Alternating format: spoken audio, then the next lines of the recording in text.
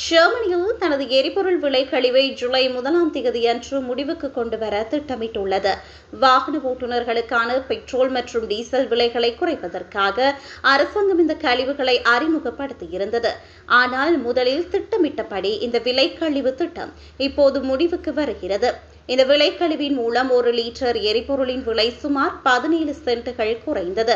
ஆனால் இதற்காக அரசாங்கத்திற்கு சுமார் 1.6 பில்லியன் யூரோக்கள் செலவானது.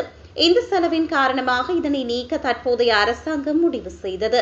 இவ்வாறு இருக்க கழிவு திட்டம் நீக்கப்பட்ட பின்னர் விலைகளை திடீரென உயர்த்த வேண்டாம் என அந்த அதிகாரிகள் எண்ணெய் நிறுவனங்களுக்கு எச்சரிக்கை விடுத்தனர்.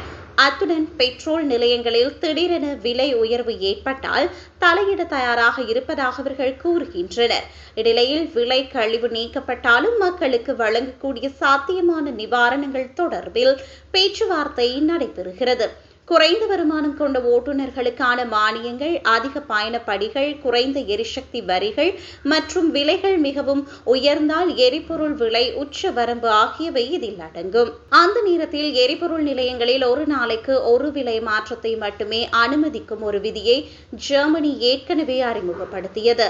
இந்நிலையில் நியாயமற்ற விலை உயர்வுகளிலிருந்து நுகர்வோரை பாதுகாக்க விலை கழிவு முடிந்த பிறகு விலைகளை உன்னிப்பாக கண்காணிப்போம் என்று அதிகாரிகள் கூறுகின்றனர்.